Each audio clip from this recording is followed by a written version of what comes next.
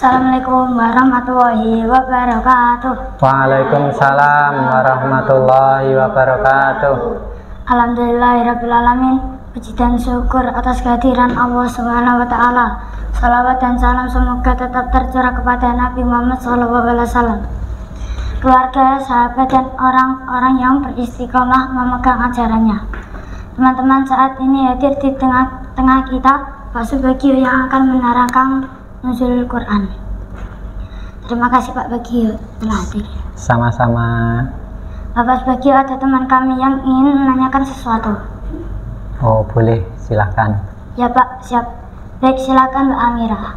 Izin Bapak mau tanya. Ya. Begini Pak, teman-teman di musola pada membicarakan Nuzulul Quran. Pertanyaan saya, apa tuh yang dimaksud Nuzulul Quran itu? Oh ya, terima kasih Mbak Elmira. Nuzulul Quran mungkin tidak asing di telinga kita. Kita sering mendengar Nuzulul Quran. Nuzulul Quran itu berasal dari kata nazala yanzilu nuzulan, yang artinya adalah turun. Jadi Nuzulul Quran artinya turunnya Al-Quran. Nah, turunnya Al-Quran ini ada dua fase. Fase yang pertama adalah turunnya Al-Quran dari Lauhul Mahfuz ke Baitul Izzah, yaitu di langit dunia. Ini turun sekaligus. Kemudian kapan turunnya? Pada yang fase pertama itu, yaitu pada malam Lailatul Qadar. Mungkin kita sudah hafal ayat Al-Qadar yang pertama. Bismillahirrahmanirrahim. Inna anzalnahu fi Lailatul Qadar. Yang artinya sesungguhnya kami telah menurunkan Al-Quran pada malam kemuliaan, yaitu Lailatul Qadar tadi. Nanti bisa dibaca lebih lanjut. Kemudian fase yang kedua yaitu turunnya Al-Quran dari langit dunia ke bumi. Turunnya ini berangsur-angsur, sedikit demi sedikit, melalui perantaraan malaikat Jibril yang disampaikan kepada Rasulullah Muhammad Sallallahu Alaihi Wasallam. Adapun turunnya Al-Quran yang pertama itu terjadi pada tanggal 17 Ramadan 610 Masehi, bertempat di Gua Hira. Peristiwa itulah yang kemudian dikenal dengan sebutan Nuzulul Quran yang sekarang ini kita peringati. Masih ingat ayat yang turun itu surat apa? Surat Al-Alaq, betul, Al-Alaq ayat 1 sampai 5. Coba kita baca bersama-sama. Bismillahirrahmanirrahim. Iqra bismi rabbikal ladzi khalaq. Khalaqal insana min 'alaq. Iqra wa rabbukal akram. Alladzi 'allama bil qalam. 'Allamal insana ma lam ya'lam. Jadi turunnya wahyu yang pertama 5 ayat itu terjadi pada tanggal 17 Ramadan dan diperingati oleh umat Islam sebagai hari atau peristiwa Nuzulul Quran. Nah, kalau kita baca di surat Al-Baqarah ayat 185, kita juga akan menemukan sebuah ayat di sana dikatakan A'udzubillahi minasyaitonirrajim. Syahrul Ramadan alladzi unzila fihil Quran. Bulan Ramadan yang di situ diturunkan ayat Al-Quran. Nah, jadi bisa dimengerti ya. Jadi Nuzulul Quran artinya turunnya Al-Quran yang pertama kali. Gitu. Terima kasih. Tadi disampaikan Al-Quran diturunkan secara berangsur-angsur. Berapa lama itu Pak? Oh ya, terima kasih. Jadi Mas Abil bertanya, butuh berapa lama Al-Quran yang 30 juz itu diturunkan gitu ya. Butuh waktu lama itu Mas. Jadi Al-Quran yang pertama kali turun itu Nabi Muhammad SAW itu berusia 40 tahun. Kemudian beliau wafat itu umur 63 tahun. Jadi kira-kira seluruh Al-Quran turun itu membutuhkan waktu 23 tahun. Jadi dari surat Al-Alaq itu yang pertama kali turun, kemudian yang terakhir turun, ada yang berpendapat bahwa yang terakhir turun adalah surat Al-Maidah ayat yang ke-3. Potongan ayatnya saya bacakan.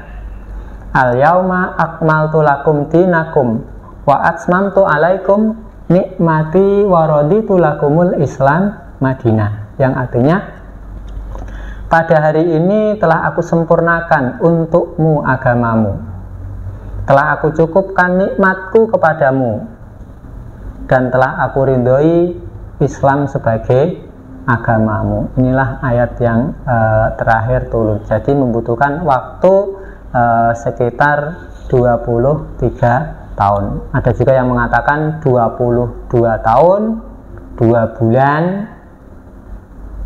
Begitu. Terima kasih. Terima kasih atas penjelasannya Bapak. Dan satu pertanyaan berikut Pak. Oh iya, silahkan. Apa hikmah Al-Quran diturunkan berangsur-angsur? Ya, terima kasih. Jadi apa yang menjadi hikmah dari Al-Quran itu turun berangsur-angsur selama hampir tadi 23 tahun. Jadi Al-Quran turun berangsur-angsur itu ada beberapa hikmah. Di antaranya adalah untuk menguatkan hati Rasulullah SAW. Kemudian berikutnya, Al-Quran yang turun secara berangsur-angsur itu menjadi mudah untuk dihafalkan, kemudian diajarkan, kemudian didakwahkan secara pelan-pelan. Kemudian yang ketiga, Al-Quran yang turun secara berangsur-angsur itu ada konteks yang terjadi pada saat itu. Jadi ada pelajaran yang terjadi, kemudian maka turunlah ayat tersebut. Jadi tidak di ruang hampa, tetapi ada peristiwa-peristiwa yang kemudian menjadi pembelajaran sehingga turunlah ayat tersebut. Salah satu contoh saya sebutkan ini di surat At-Taubah ayat yang ke-84. A'udzubillahi minasyaitonirrajim. Wala tusalli ala ahadim minhum mata abada wala takum ala qabrih. Yang artinya, dan janganlah engkau Muhammad melaksanakan sholat untuk seseorang yang mati di antara mereka atau orang-orang munafik selama-lamanya, dan janganlah engkau berdiri mendoakan di atas kuburnya. Ayat ini turun ketika seorang tokoh munafik, Abdullah bin Ubay bin Salul itu meninggal dunia. Kemudian Rasulullah SAW diminta untuk mensolati oleh putranya. Kemudian ketika Rasulullah SAW itu hendak mensolati, maka kemudian ada ayat yang kemudian turun seperti ini, di mana dicegah oleh Allah Subhanahu wa Ta'ala. Tidak selayaknya bagi Rasulullah SAW untuk mensolati orang-orang munafik, serta tidak boleh berdiri untuk mendoakan di atas kuburnya. Begitu. Terima kasih. Kalau turunnya lama berangsur-angsur, apa ada ayat yang hilang? Oh iya, menarik sekali. Kalau turunnya lama kemudian berangsur-angsur, itu ayatnya kan mungkin ada yang hilang begitu ya. Dalam pikiran kita mungkin seperti itu. Sama kalau kita mungkin sekolah nyatet sedikit demi sedikit, ternyata ada yang hilang catatannya, bukunya dan sebagainya. Jadi begini, ternyata salah satu kehebatan orang-orang Arab ketika itu adalah memiliki hafalan yang bagus sekali, sehingga begitu ayat Al-Quran itu turun kemudian disampaikan Rasulullah kepada para sahabat, itu sahabat kemudian menghafalkan, jadi dihafal. Sebagian mereka kemudian ada yang menuliskan, ada yang menulis di pelepah daun kurma, kemudian ada yang menulis di kulit binatang, di batu dan sebagainya, dan itu tersimpan. Pada masa Abu Bakar As-Siddiq menjadi khalifah, maka pernah terjadi yang namanya perang Yamamah, yaitu perang melawan para nabi palsu. Pada saat itu maka ada sekitar 70 kaum muslimin yang hafal Al-Quran itu kemudian syahid, meninggal dunia. Maka Umar bin Khattab kemudian usul supaya Al-Quran itu kemudian dikumpulkan begitu. Maka kemudian pada masa Khalifah Abu Bakar As-Siddiq itulah ayat-ayat Al-Quran kemudian dikumpulkan.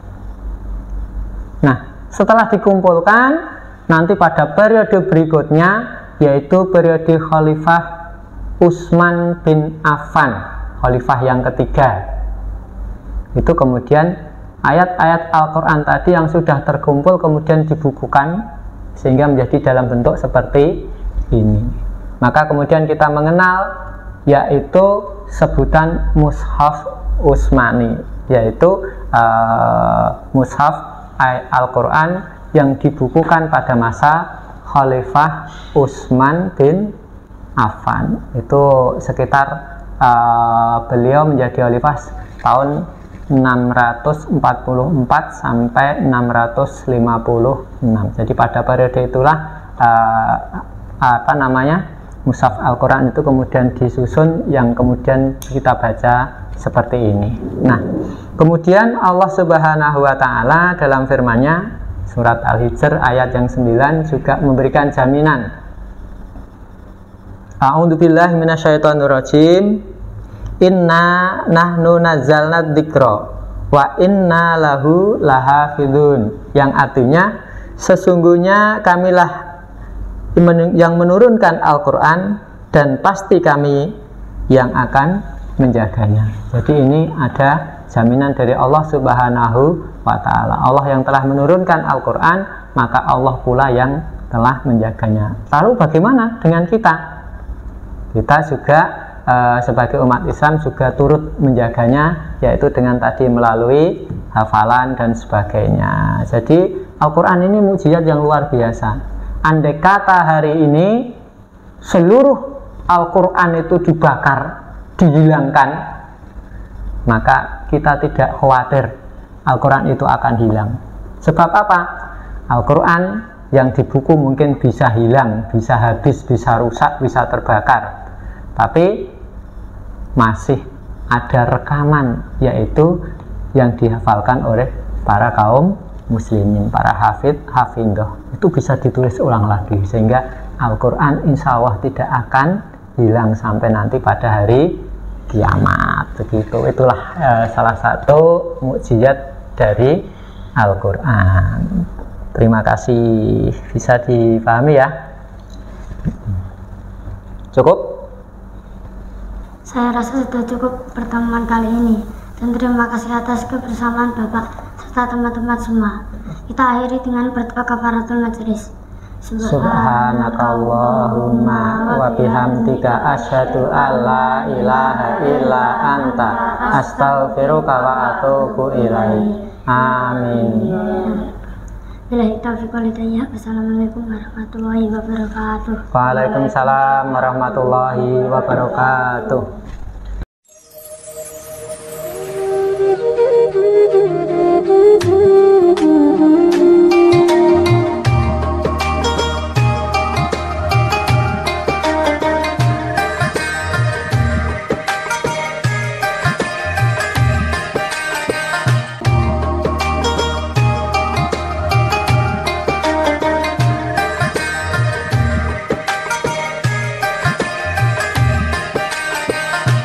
Assalamualaikum warahmatullahi wabarakatuh. Doa berbuka puasa. A'udzu billahi minasyaitonir rajim. Bismillahirrahmanirrahim. Dahabat duma'u wa seru insyaallah. Amin. Wassalamualaikum warahmatullahi wabarakatuh.